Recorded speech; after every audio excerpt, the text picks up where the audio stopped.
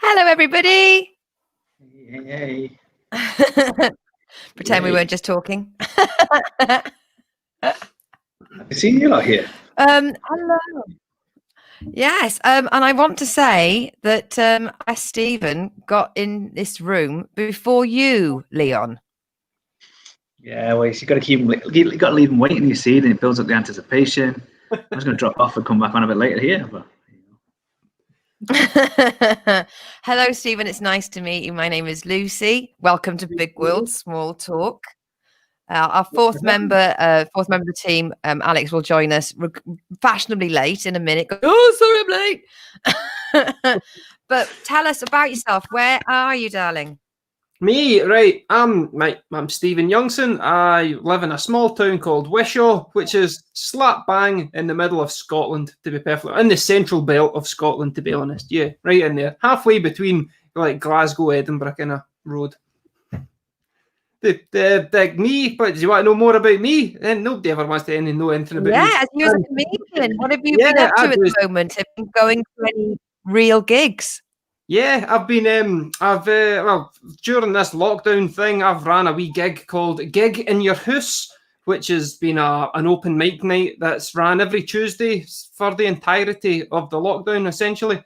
And yeah, I've only just been in the game a full year as of, I think it was Thursday night. That would have been my 1 year anniversary of my first live gig. So I'm still a newbie at this, but I thought, hey, it took me long enough to pluck up the courage to start stand-up comedy. So, like, if I procrastinated for even 4 weeks of lockdown as we expected it to be, I would have lost my motivation to keep going. So I just started running my own gig online, and yeah, it's been going pretty well, to be honest. Having fun, meeting a lot of new people. That's where I met. That's where I met him. I met you there, didn't it? You came on my show. I was like, what name do I use for you? I was trying to remember. I was going to call you Leon Terry there. I was going to get completely... Yeah, don't worry, everybody. I don't know why I bother with a pseudonym. Everybody knows just got... Or halfway through the show, I'll go back to the real name. I'd never make it as a criminal. I don't know if I've told this story before, but I went on The Price is Right when I was younger, and I went on it twice. The first time with my real name, and I got on it and went down. And the second time with this made-up Leon name, and I forgot my own made-up name, and they read out the name, and I was sitting in the audience with the camera on me going, young guy's taking a while to get up. Are you in a blooper reel? Nudged me next to me and went, did you sit? Oh, hey. Oh, yeah, it's me. Whoops. The thing is, Leon does a comedy skit about how rubbish James Bond is and how easily found he is.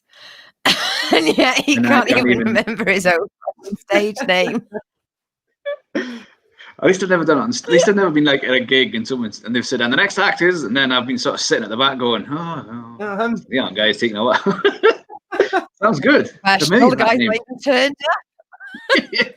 This guy must be famous. His name's ringing a bell. It's in there somewhere.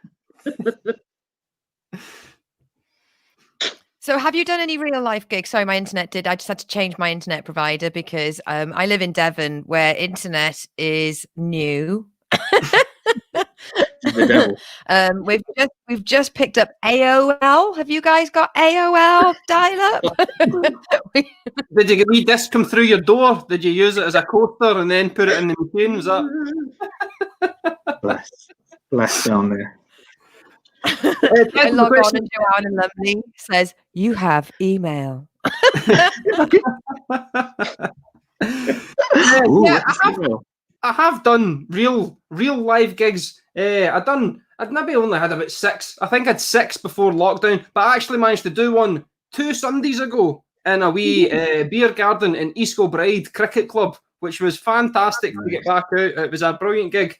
I loved it. Des McLean and friends. It was absolutely brilliant.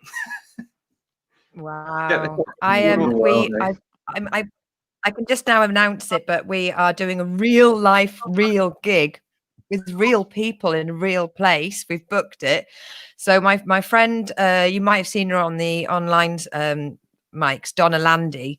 She had it all booked to go in North Devon. At the last minute, the venue pulled out. And she was like, oh, what do I do? Well, I had been looking at a venue to do an open mic near me in Tiverton. And then obviously this little pandemic occurred.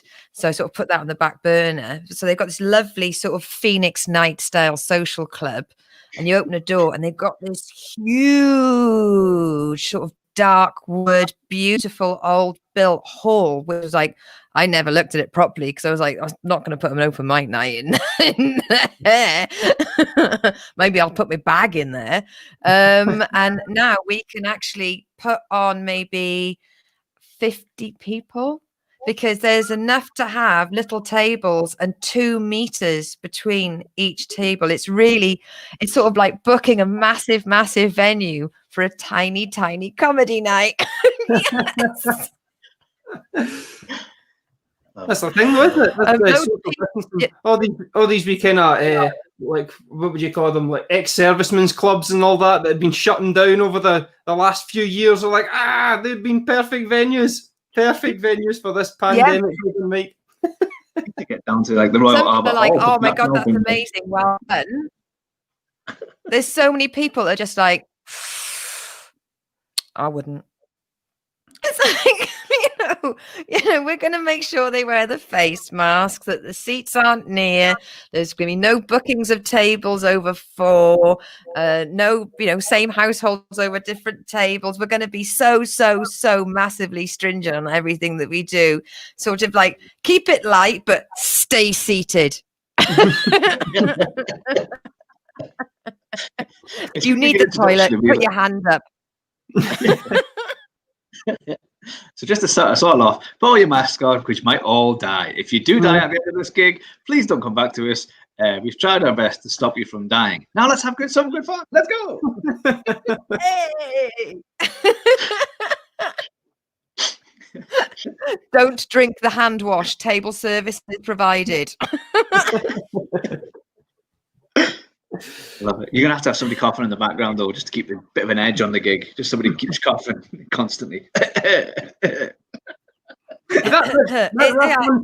That's one thing, isn't it? That was always the killer of people's sets. Somebody coughing in the middle of it. If they do that now, they'll just be getting thrown straight out for a whole different set of reasons. That's brilliant. Coming back. You legitimately kick them out now. Kick him out. This guy's ill. Gonna kill us all. Get out. No. Hecklers are welcome, but hacklers cancelled. Yeah, that's good. You have to have this. If you can heckle without coughing, join yourself. Go on. Do you cough though? See, that's the thing though.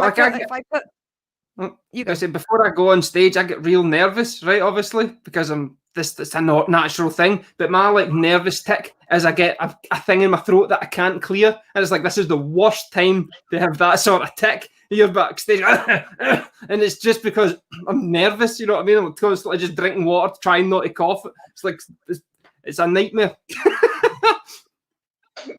I like that. That'd be quite good. Build it in at the start, just coughing. That's quite a good question. Like, Leon, do you get nervous before you go on stage? Yeah, depends. Not for improv, but for stand up. Yeah, usually it depends. Like if it's new stuff, I get really nervous. If it's older stuff or it's a gig I've done a lot before, not so much.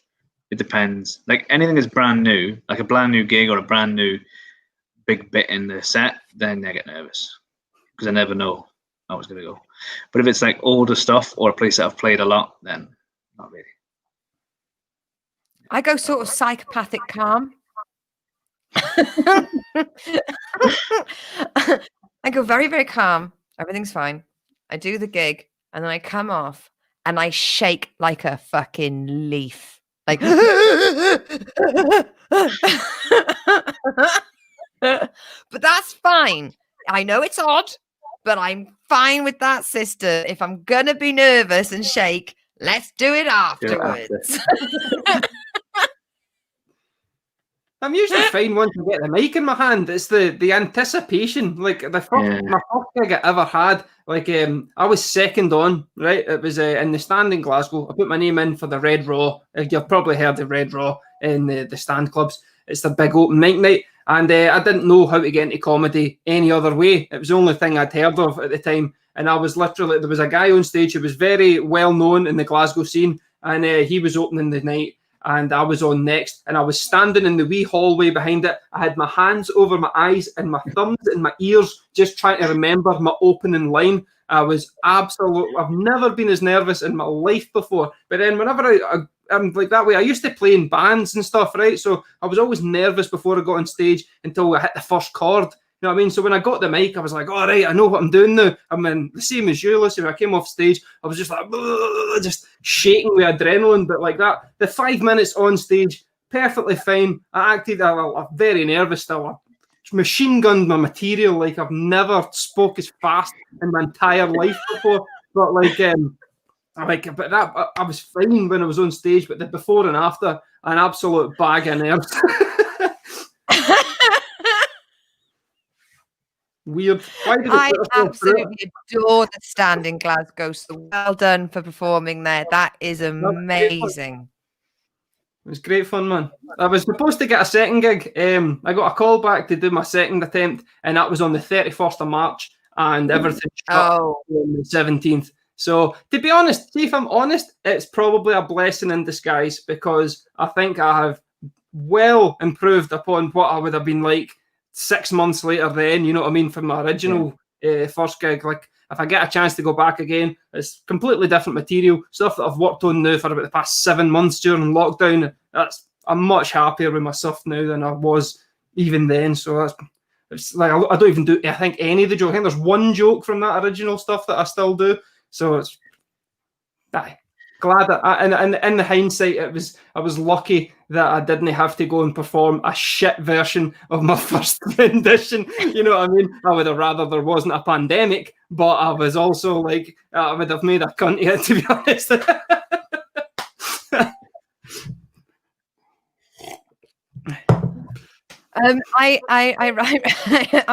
got a comment. 100%. I got accepted into the heat of like a Southwest comedy competition, and it was meant to happen just as they were like, no one's going out, no one's doing nothing. But it was sort of, but they, up until we kind of knew it was going to get cancelled, but we were continuing with the promo in the builder, and I put on one of my local sort of what's on sites. You know, it's probably about 9 miles from where we are to this place where the venue was for the comedy night.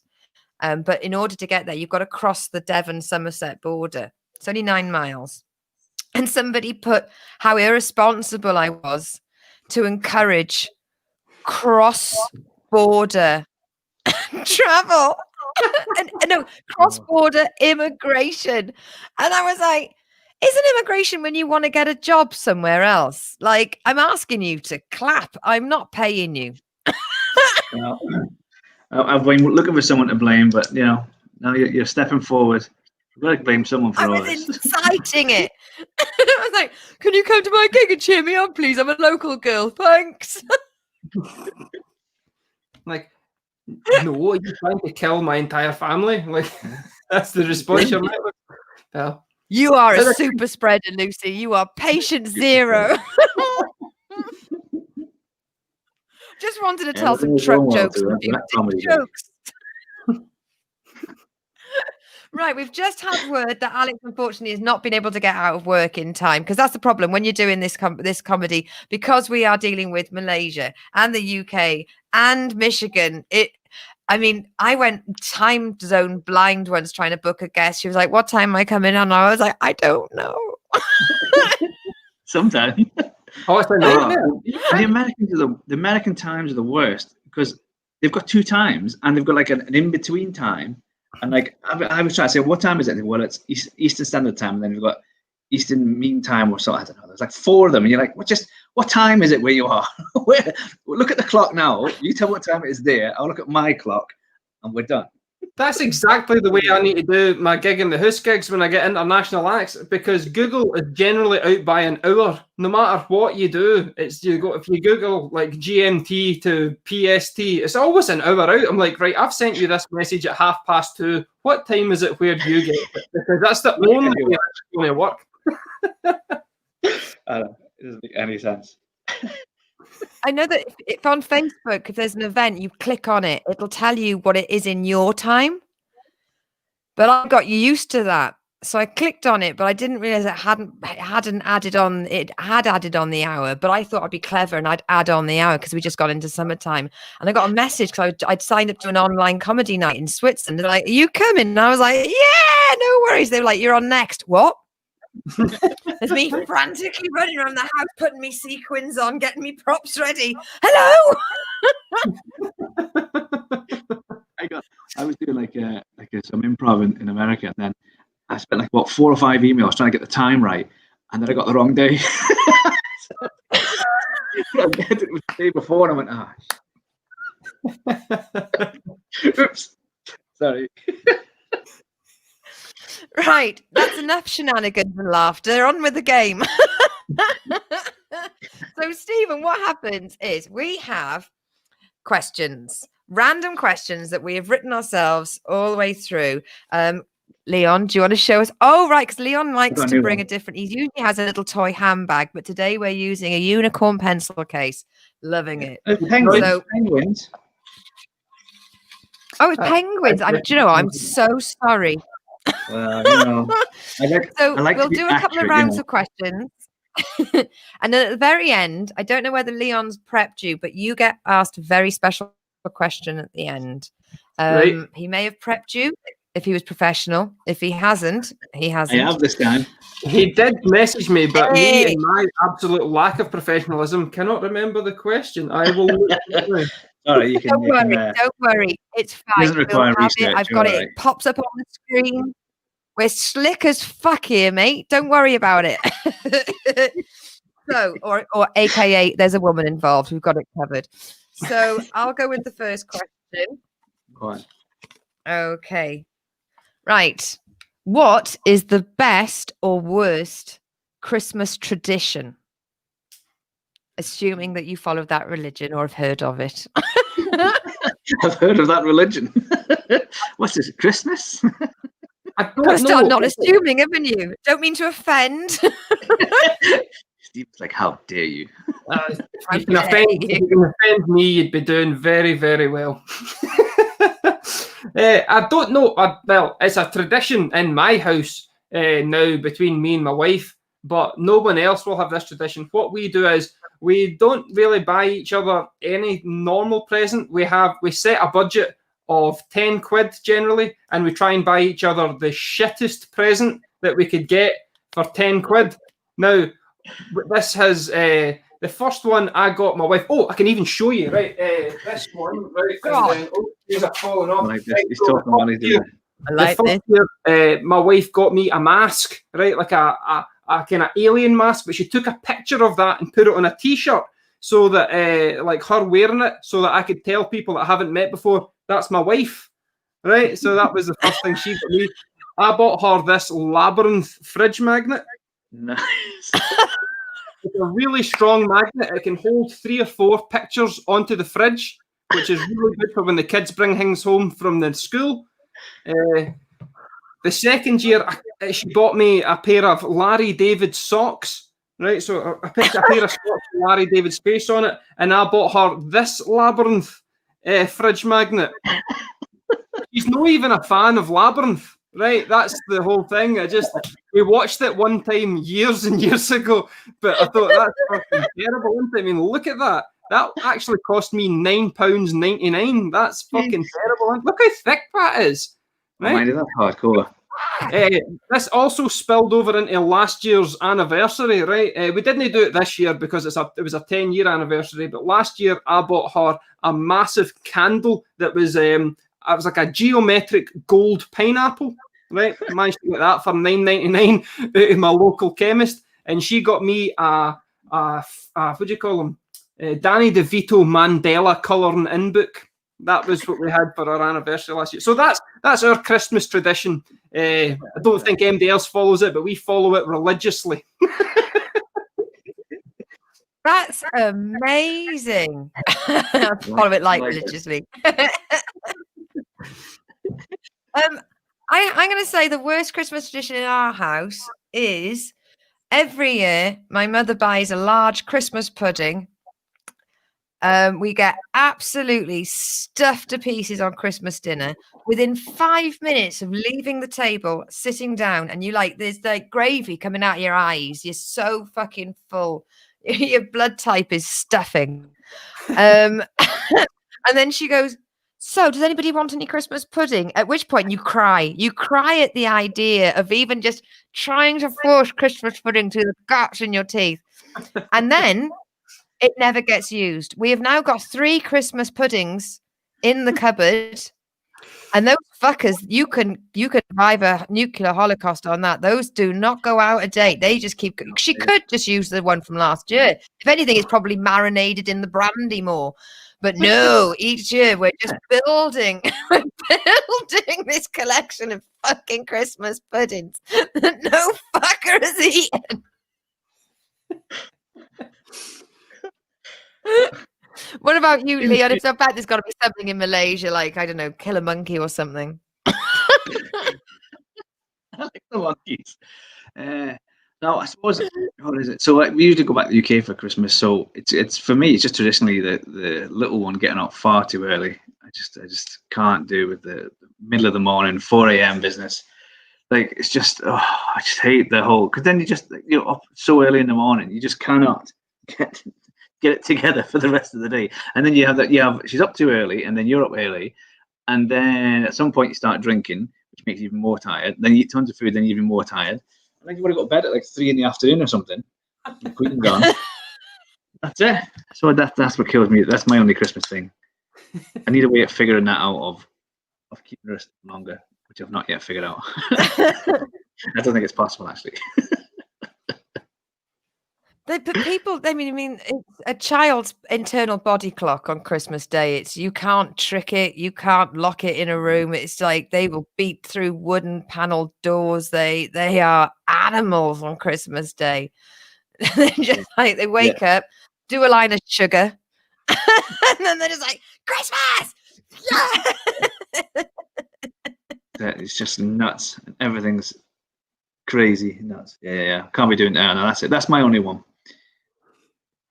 Too early. And also on Christmas Eve, we decide that we'll when like food's reduced in the supermarket. I'm sure this happens everywhere around the world, where at a certain point in the day they reduce the food. So we buy like those party like nibble foods, and then we just stick them in the freezer like throughout the whole of December. And then Christmas Eve, I cook all those nibbles for the family. This one is for 180 degrees at 20 minutes. This one is 240 degrees for 10 minutes. This one is for such and such, right? And every year they come in, I'm lying on the floor in the kitchen, surrounded by cooking instructions and a bottle of wine going, I don't know. I don't know.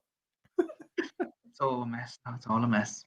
What you just do is you stick them all in the oven for the same thing and have a wee game of who catches the first bit of food poisoning. You know what I mean? Just Christmas roulette. I like that. That's a new tradition for this year, Christmas roulette. And if they don't die of food poisoning, which so burn them. That should be a problem, but because your internet's from the 1980s, normally people just Google it now. You must be like that, waiting for the thing to download. Right, get your penguins out then. Let's have a question off you, Leon. There you go. Shake it. Okay. Where is the best place you've ever slept, but it can't be your own bed, so you can't just say your own bed. Where's the best place you've ever had a good sleep? It can't be your own bed, though, because that'd be too easy. Wow. Okay. Okay. Because of where I live in Devon, it's really amazing. So we will go like to either Slapton Sands and we'll build a bonfire and we'll all sleep on the beach overnight, or we'll go on to Dartmoor, build a bonfire and sleep around that and sort of keep the fire going so it's all nice and toasty. Sort of wake up sort of in your sleeping bags and you don't get that wet dew in the morning because the fire's kept you, and you're like just amazing stars. So I'm going to say Dartmoor, Badger's Holt.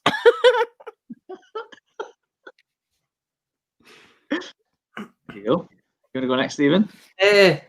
I can't really even think. where the best place to sleep is, apart from I've got an orthopedic mattress. You know what I mean? My bed's pretty damn good.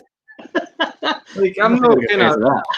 I've never been in a hotel or that has managed to beat the bed that I've got up the stair. You know what I mean? I'm going to be sad when it goes. What's the worst then? What's the worst place? What's the worst sleep you've ever had? Well, in my uni days, this used to crash on people's floors in absolute drunken stupors. Probably the worst place I fell asleep then was the halls of residence in Elba Street in Ayr after it was Cowboy Night. So Cowboy Night was Jack Daniels was £1 a shot. You didn't get a mixer; it was just £1 a shot. So it was just, and then they were professionals at dealing with alcoholics in Elba Street though, because I'd already been sick. And by the time I got the couch, they were kind of dragging me through the couch. And as I lay down, there was a bucket out. I was sick in the bucket and I fell asleep as a set of covers got through over me. Absolute professional student alcoholics in Elba Street. It's no there anymore. It's a shame. The people that go to Ayr University now, or Paisley, it's not even Paisley, was it University of West of Scotland, have missed an absolute trick. Was that the only thing that was cowboy about it? Just because it was those shots? Yeah, pretty much. They must have bought too much Jack Daniels and they thought, how can we get rid of this? I know, say Cowboy Night. Yay, that'll do. And people maybe wore a hat. I can't remember wearing a hat. At the bottom of where we live, there's like a bar. They have like sort of weird bars in Malaysia. And when we first got it was called Cactus, and it was kind of a cowboy theme. But the theme was it was a cowboy theme because it was called Cactus, and then it had a picture of a cactus outside with a cowboy hat on it. And then you went inside, and there was no more references to cactuses or cowboys. And then they changed its name to Octopus, and so they put Octopus on the outside, they put a picture of an octopus outside, and changed nothing on the inside. I don't really know. They must have just thought, we'll just change the name, we'll keep everything else the same, and that'll crack it. Maybe put a picture of whatever the name is now out the front, and that'll change it. And then it's changed name about 15 times since then. And all they ever do, they never changed. Not a single thing's changed inside. Just keep everything else the same. What's it like? Is it some kind of cutout cardboard or whatever it is they've changed it to on the front? That's it. And then they just sit away. Is it just your bog standard old steamer bar on the inside? Is it right? Well, it's a typical Malaysian bar, so it's got darts, karaoke, and snooker in a small bar, and that's it. Yeah. So but yeah, and then, you can't buy a pint. That's the thing. You have to buy buckets. Buckets. Pints. You have to buy a bucket of beer, or a bucket of stout, or a bucket of whatever you want, or a bottle of wine. You can't buy it by the pint. They look at you funny if you say, "Can I just have a pint?" No. You can have a bucket. How much is in a bucket? 6 bottles. 6 bottles. Or you can have a tower. Tower's like 3 litres. But that's it. They won't sell you one. I've tried it. So I only want one. I'm only going to have a quick drink. No. You can have a bucket or nothing. We're not going to split the bucket. I don't know why. I mean, they're all individual, but they must be like, no, we can't do that. It's not worth an effort just giving you one. Have them all or nothing. You do that in loads of bars here. They have to sell them. I can only imagine the carnage that would cause in Wishaw if they only sell things in 3 litres or by 6. And the thing they pour it for you. You love it. You just can't stop. In Scotland, of course, they're doing that price per unit to discourage drinking. Only certain shops can sell it. I know from my student days, £1 a pint was then stopped because it encourages you to drink. But in Malaysia, no. You bloody hippie, you're only drinking 1, you're having 6. And a tower. I like the tower. You can have a tower of beer. How are we going to measure our beer? In towers. That's how we want it. Tower is a legitimate measurement of beer. That is wild. That used to be part of my set. I used to say that there's too much drinking here. That only in Malaysia, actually it's Asia. In East Asia, you actually get served things in buckets. You get buckets of chicken, I suppose. In the UK, you get buckets of alcohol. To begin with, you do mean like a bucket of ice, and the bottles are in the bucket. That's what you mean. Because when you first said animals, we don't pour it in a bucket and you stick your head in. It was Tower. Glug, glug, glug. That's what the Tower of Beer is then. That's the basic guy. Yes, that's you get little tiny taps, you pour it yourself, and then Do people drown in alcohol over there? Because it sounds like it. they do. Beer is dead cheap, but like anything that's spirits is dead expensive. So cheap that they can sell God, you. can you imagine? We're selling it by a little bit. Stephen, can you imagine if they had that ruling with Bucky? No, you can't have one bottle, mate. You've got to have a bucket of Bucky. That's the only way people drink it in Wishaw is by the bucket. They don't settle for the one bottle. It is the two. It's 2 bottles is the only way you can buy Buckfast in Wishaw. There's no half measures when it comes to Buckfast in Wishy. I tell you Well, that. if you're going for that, you're going for it, aren't you? You're not, you don't want to mix it. You just, you've got something in your mind. You've got a plan. Drinking this, I've got a destination in mind. For our international going. viewers, Buckfast is a tonic wine, and it is actually Supposedly. made 30. It's 30 miles down the road from me. It is made. I have been to the Abbey where the monks, they bring in tankers of cheap French wine. They pray at it. They fill it with like 3,000% caffeine, stick some herbs in it, make it a bottle, and then we ship it to the rest of the world. The one place you can't find Buckfast is in Devon. We don't drink it. Well, like whenever all the monks went into when they all went into lockdown, they all went into shielding. It was like fucking Mad Max and Wishaw trying to, you know what I mean? There was certain shops that were only selling it to regulars and stuff like that. It was like a secret covert operation if you wanted a bottle of Buckfast. And I'm no kidding. That's the truth. That's actually the truth.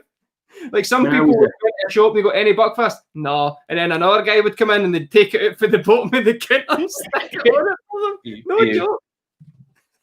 We had when we were in Saudi, just because this time of year, we were going around the shop. What was it called? One of these fancy American shops. Anyway, so we're going around the shop, and I saw this sales assistant comes up to us and goes, "We've got some special stuff around the back if you want it. We're gonna come see some special stuff."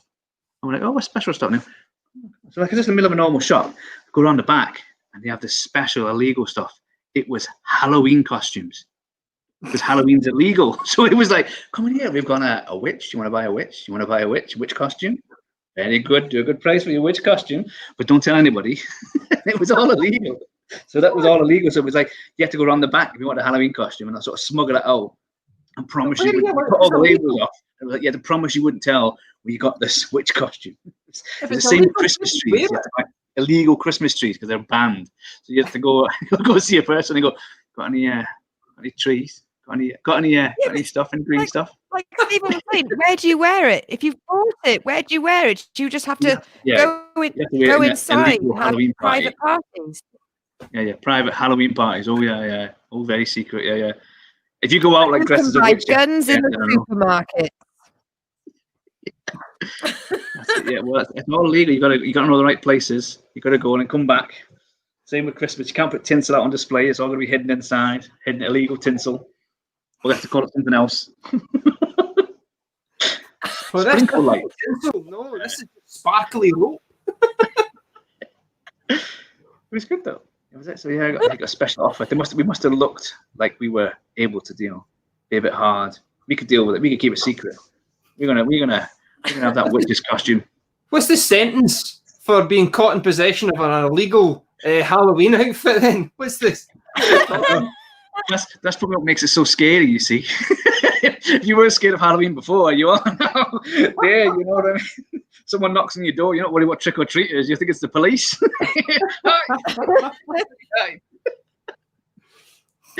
Why have you got so much black makeup around your eyes? Like, I've just had a bad day. I've not had much sleep, officer. Oh, it's so long in here, so hard. You end up in prison. I just don't look after the place. I just do not look after the place. I've just let it go to ruin. The cobwebs and the skeleton. Yeah, I'm a medical student. That's why the skeleton's in the corner. Why are all your apples in a basin of water with forks nearby? Just washing them. I like to keep them clean. I like to know they're clean before I eat them. So I wash them in the living room. Why aren't you picking them out with your hands? Why are you using your teeth? because of the pandemic on. You're not allowed to touch anything with your hands. Yeah.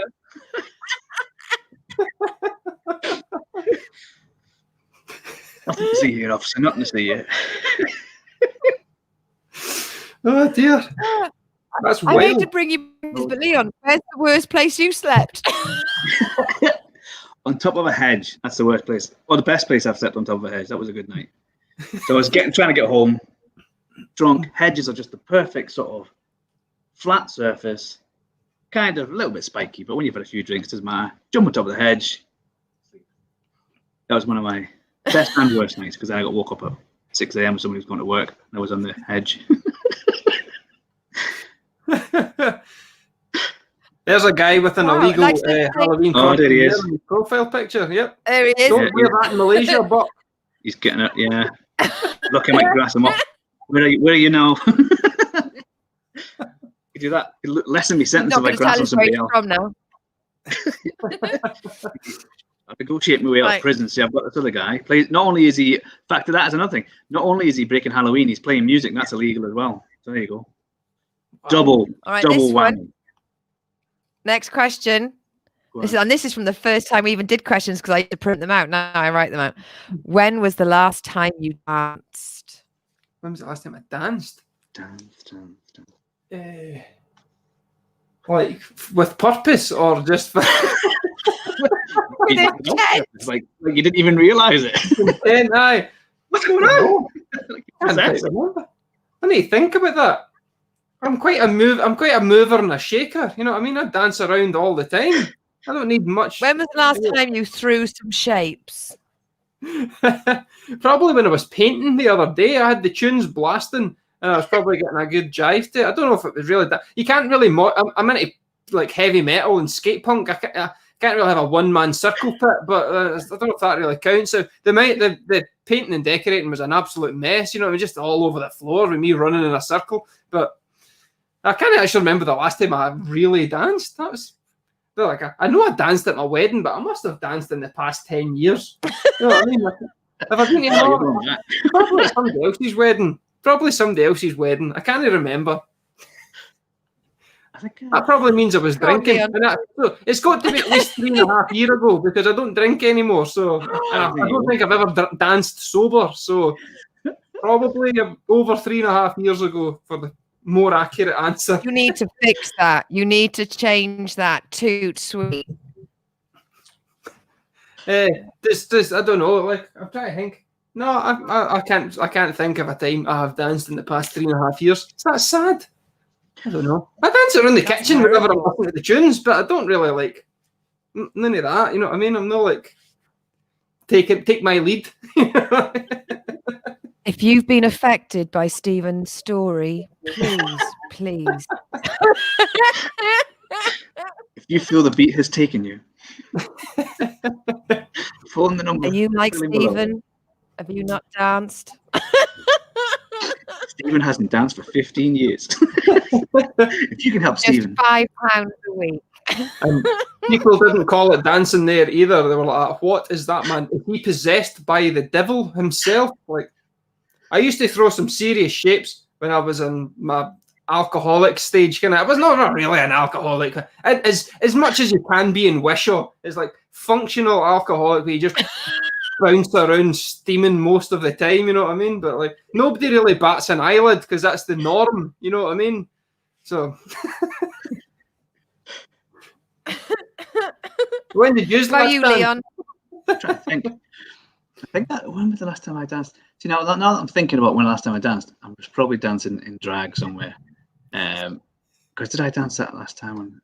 So the last time I danced, so I danced. We did like a show. Maybe this was too long ago. Maybe it makes sense. But anyway, probably the last time I think I remember dancing, we did a show, and so we were. I can't remember why I agreed to this, but we were doing like a charity thing. And so I was dressed up as a tiki girl with the wig and then the coconut shells and the long dress. And then one of the things where we were going to do an interpretive dance based on someone's life. So I think the other ones were a bit more capable of dancing than me and did a better show of it. But I was willing, so I gave it a go. So that was probably my last dance. That's some good pictures. Very good pictures. Wow. That was, Okay. I think that was the last one. For me, when lockdown was kind of lifted down here, I went over to my friend's house, and I hadn't been out in a very long time, so I was very excited. It was proper session. Me and my best mate Andy were gonna have a proper session. Get on it, drinking all night, telling funny stories, laughing, joking. Well, Andy decided to start drinking at 12. I got there at 7. He was asleep by midnight. Fucking Didn't stop prick. you. Right. So I just took over. He had his laptop set up to the TV, and I put on Taylor Swift. I put on like 90s garage. Oh, what's happening? He's just asleep in the middle of the living room floor. I'm taking pictures next to him.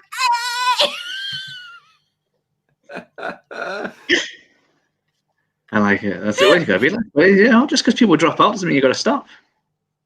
Yeah, exactly. So I was ringing all our mates on video, going, "Look at this knobhead! I'm drinking all his booze. Fuck you, Andy." There's a thing to never fall asleep when you're near Lucy's. The thing is, though, I always carry a Sharpie with me, and I didn't draw on his face because he had paid for all the booze, and I felt that was unfair. Right.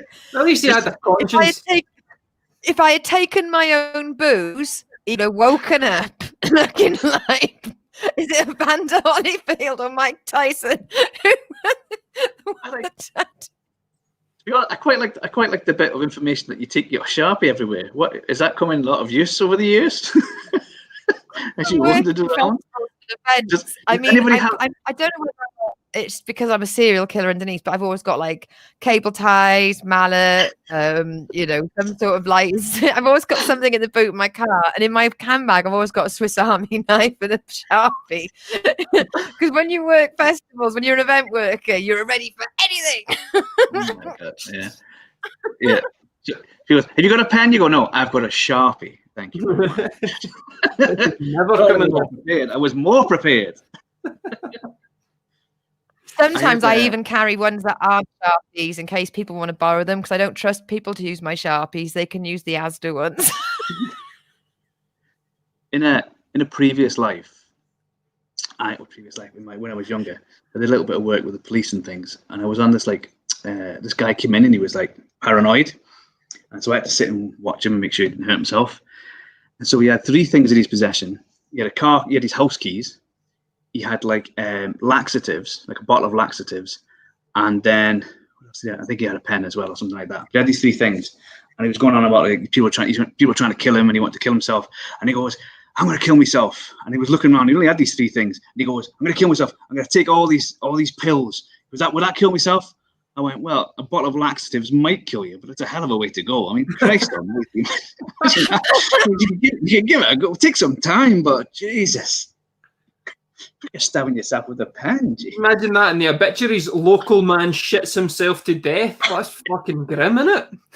Right, but, I mean, if he wasn't depressed before, he bloody would be after that, wouldn't he? Towards the end, he was a hollow shell of himself. There's nothing left. This is completely off topic, but that's the whole point of this fucking show. If you ever look up on Amazon, sugar-free gummy bears, read the reviews. Okay, so these sugar-free gummy bears, they've got, if you have like 5 or 6 of them, you're half an hour later, you're going to be on the toilet in agony. There's something to do with the fact that it's not sugar anymore, it's a sweetener they put in it. And it's absolutely, and you see the reviews going, absolutely fine. As long as you just, you are intending on sitting under the toilet, crying to Satan, asking him to stop raping you, wishing for a sooner death. Or you get someone going, well, I read the reviews, so I bought them for work. Did have some effect, but not the one I wanted. Dark. What did she give it? 1 brown star? Oh.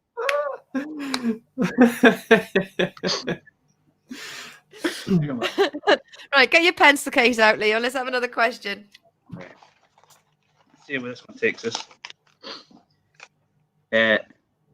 What's the most annoying? I think I've read this before. What's the most annoying thing about technology?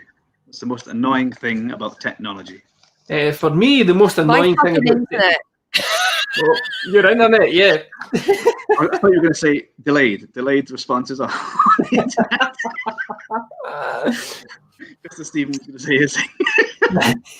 No, the most annoying thing about the internet for me is people's absolute unwillingness to get on board with it. I'm just so fed up of having to tell people to use things that are readily available to them. You know what I mean? Like, here's an interesting one for you, right? I'm going back to work tomorrow, right? I've been off for a fortnight. Checked my emails to find out that I have a meeting in person to talk about digital technology. What is that not like an absolute like waste? Like, are these people like, what are we going to talk about? Like, we've got this. We could just do this on Zoom. It's digital technology that we're going to be talking about. Why do we all have to be in a room? You know what I mean? And we need socially distance in that room. We need to be socially distance in that room. We might as well do it on the computer. You know what I mean? That's one of the. I'm going to bring it up, and that's what my wife said to me. Oh, please don't bring that up. I'm like, no, I'm going to bring that up. And any closing remarks? Yes. Why was this not done online? Is that not the whole point of this meeting? You know what I mean? That kind of stuff gets to me. They'll say, well, we're a bit of a meeting next week about that. Let's have a meeting next week about why we aren't doing these meetings online. Yeah. Oh, can we all make it to hear the game? Don't say it out loud. Email everybody in the room at the same time, like send to all. And then at the very end, and they all goes beep, beep, beep, beep, beep. And they all look down at their phones and it goes, why couldn't we do it online?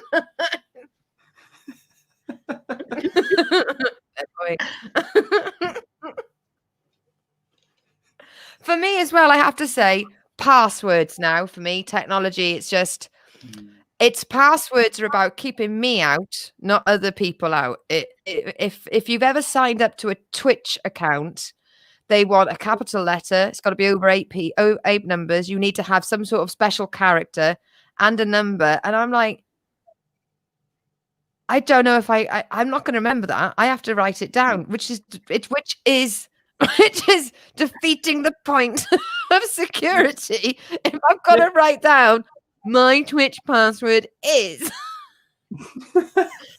I have to do it. I've got like you gotta say sheet. I've got like a sheet with all these codes on. This is the worst thing you could probably say. But a sheet with all these codes on because there's just like there's millions of the bloody things. Just too many passwords for everything. Apple ID. They're a fucking bad offender. Mm-hmm. But then saying that, they should all be things with fingerprints. But sometimes it doesn't recognize my finger. It's like, this is my finger. And it's like, no, it isn't. They go, what? It is my finger. I didn't get the finger wrong. You know what I mean? It's like a password you get wrong. This is a finger. This is my finger. I haven't got my finger wrong. I can't get a finger wrong. It's a finger. My finger. Like, what were you going to say, Steve? I was going to say, like, it's this tiniest wee bit of sweat. Like, I've got it in my phone here, right? Like, oh, it's worked this time, right? Sometimes if my finger is slightly wet, it just goes, nah, it's not you. You know what I mean? Who you are? Who are you? It's like when it comes to passwords and that as well, I remember getting hacked like a couple of times. You say hacked, I must have either left something logged in somewhere or clicked a phishing scam and somebody got my password. So I started making my passwords really offensive. Right? Things that if you're going to steal my password, you're going to have to write this in, right? Like your ma's got a big 10 incher and stuff like that, you know what I mean? And then I really started getting really bummed out about it because I was having to write it every single time. No hackers using it, you know what I mean? I've not been hacked since, so either worked, but now I'm still constantly writing these things in. Fuck off with 0 being an O and all that, you know what I mean? Things like that is my passwords for things for a while. And then I was like, I'm really bumming myself out here. It's only me that's saying it. Some IT guy somewhere. What's your password? Fuck off. I'm only asking, mate. Look, I'm trying to do you a favour here. It might be fuck your mother. Look, I'm not going to ask anymore. I'm not even going to ask about to anymore. say I fucked him up.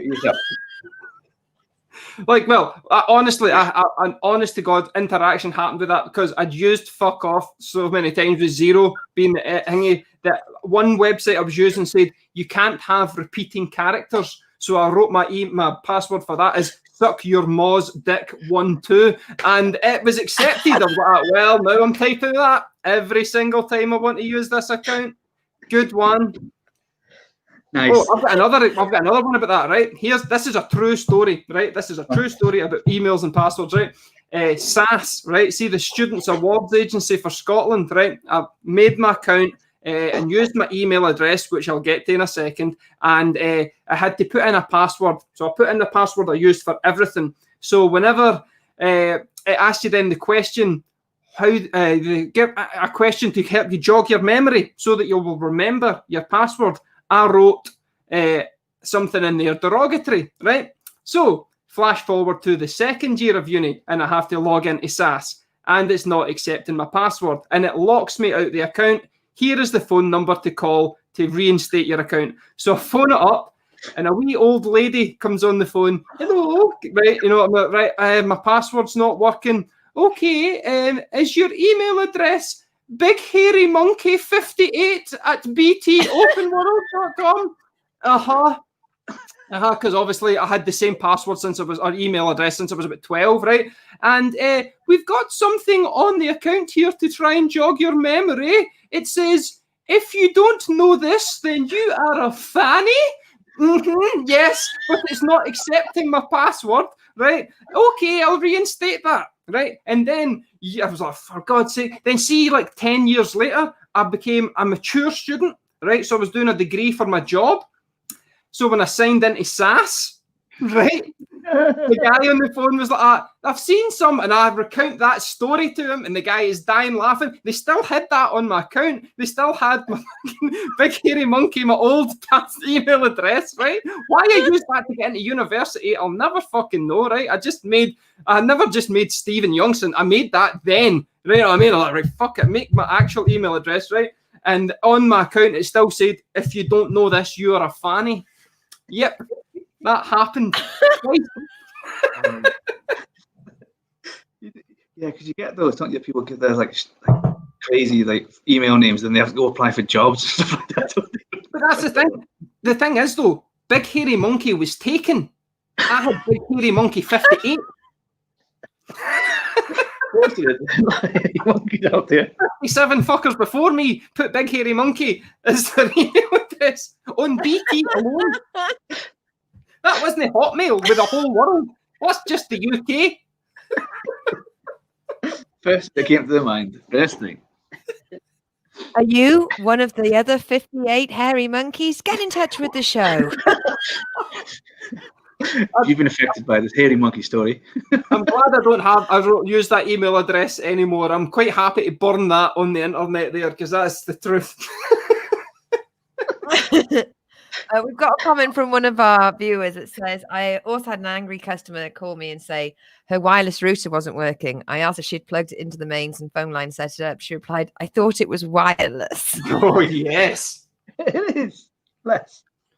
That's a good one. Oh, I've got one about that as well. See, when it came to, like, obviously my mum didn't, she was of that era of, oh, I'm not going to use the internet. I'll just use your email address for everything, right? So one time she phoned me up, Stephen, I can't get into the email address. I'm like, are you putting it in correctly? You're like, you're writing Big Hairy Monkey 58.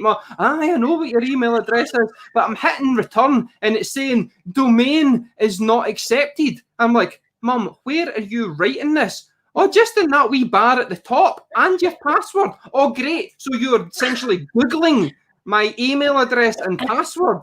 You know what I mean? Like, what? She wasn't going on to BT's Yahoo login and putting my name in the username. She was just writing it in the fucking address bar and hitting return and going, why is the internet not working? Oh, I remember way back when I showed my grandmother my laptop and I said, look, Granny, there's the internet.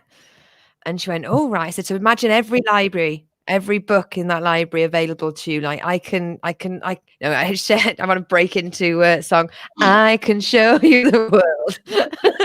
But I was like, anything you want to see, girl, I'll show you. He goes, oh, can you bring up hats? I went, yeah. What kind of hats? And she went, hat. I went, yeah, but like, is there like a certain, is there like a certain hat you want to see, or like a certain designer of a hat, or someone famous hat? And she went, no, hats. Fuck it. So I just typed in hats, and she just sat there looking through Google Images of hats for half an hour. And you know what? I wanted to be back here now, back on this planet, and I'd happily sit next to her and look at hats for 3 fucking days in a row.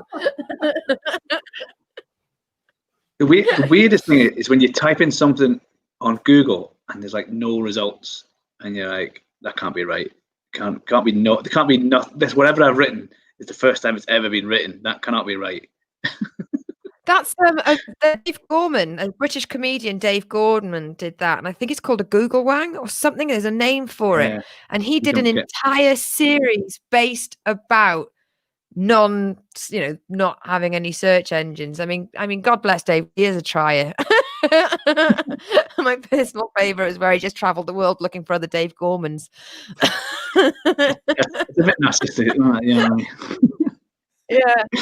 We're coming towards the end of the show, but what I want to do is I want to make sure that all of our viewers can find Stephen Youngson on the socials. So at Stevie512KB, is that your Twitter handle? That's my Twitter handle. Yeah. On Facebook, I'm just Stephen Youngson. I think if you search my name, it should come up, but it's like a weird one. Like I hate social media. I only made a Facebook account so that I could get stand-up comedy gigs. So I've only had one for a year, right? Because I deleted my last one. I hate social media. Because it was called Big Bollocks. Right?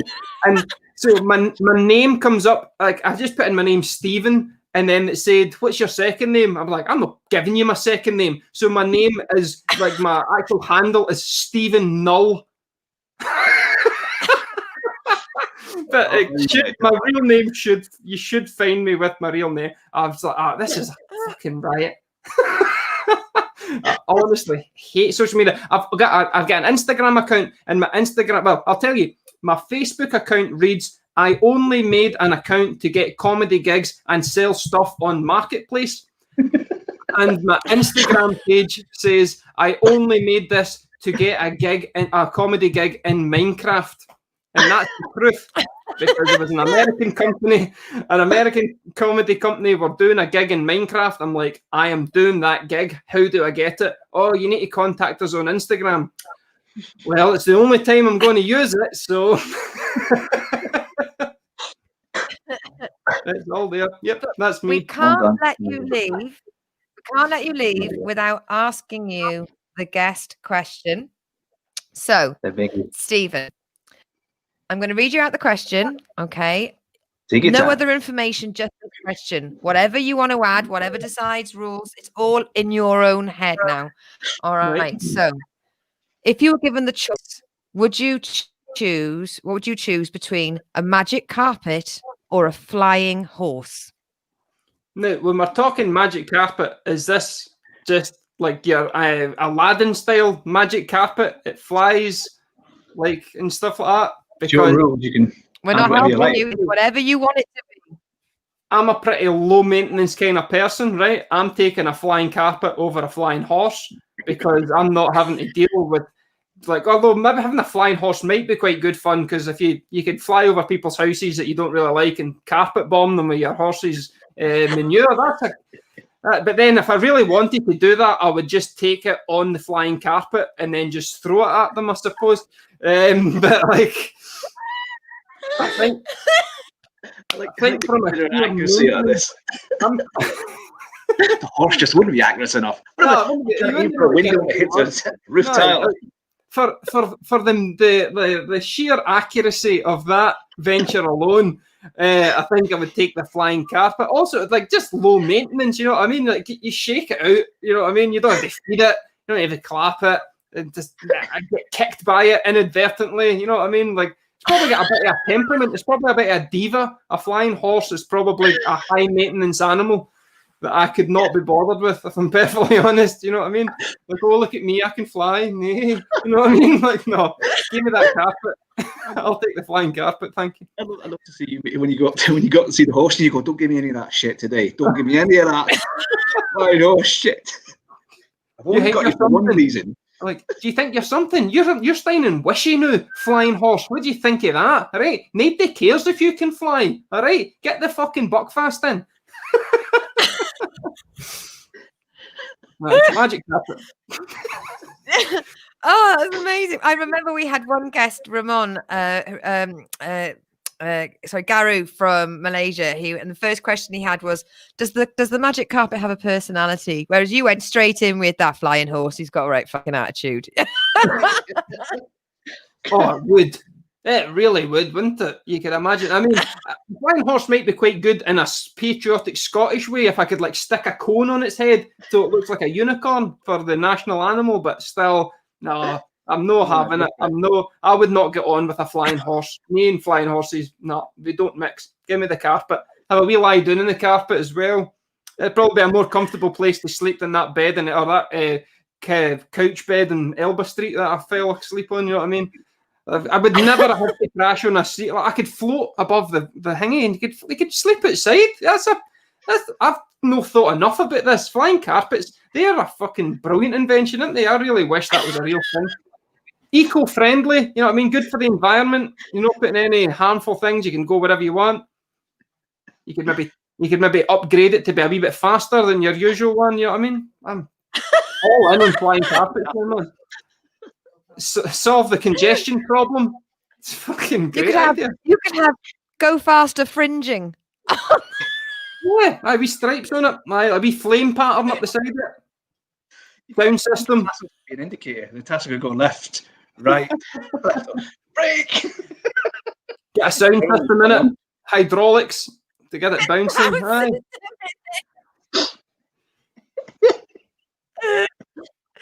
Yeah. Oh, Wouldn't be very good in the rain, though. is That's the only thing. In the rain, you'd have to like sort of roll up above you. That's the only thing. You could have a proper hi-fi stack, couldn't you?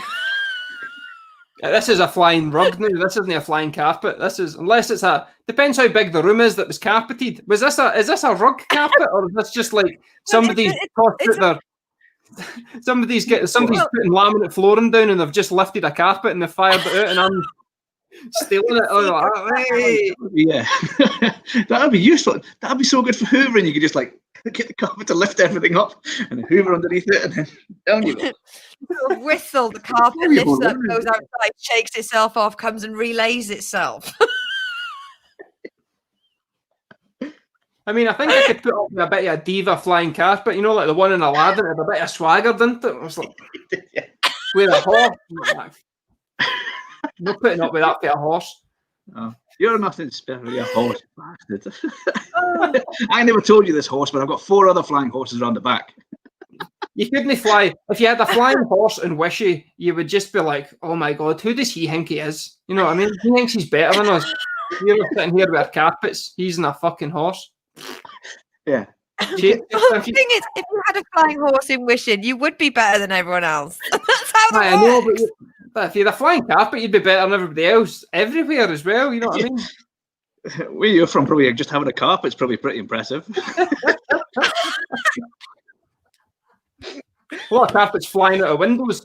Right enough in this place, depending on what night of the week it is and how much Buckfast has been consumed. But with or without bodies in them, just depending.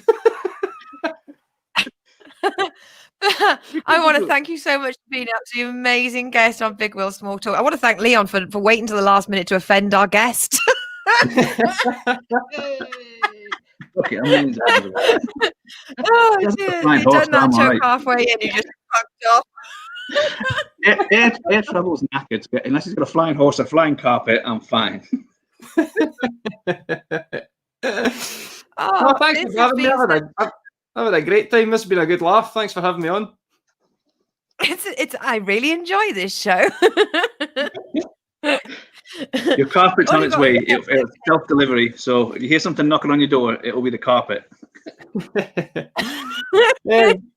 Got to say as well, might as well get a one wee last plug in. If you're at a loose end on a Tuesday night, 8 o'clock UK time, gig in your house, open mic night from Scotland. We have Scottish guests on it, but we generally have people from around the world as well. That's where we had Leon. We had Leon on at one point from there. And Lucy, I would have you on at any point if you want to come on for a wee gig. I can do 8 p.m.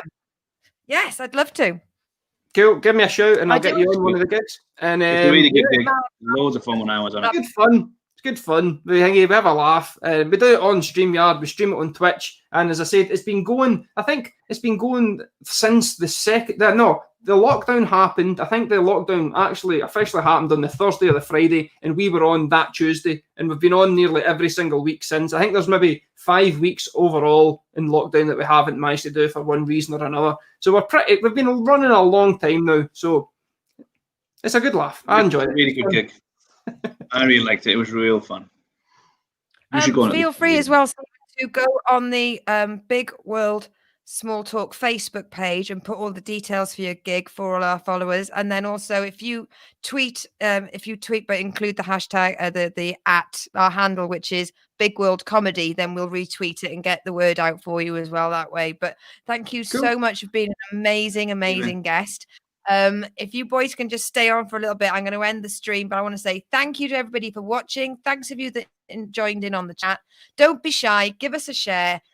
Tell your mates that there's a really funny show on at 10:30 Sunday night when you should be in bed.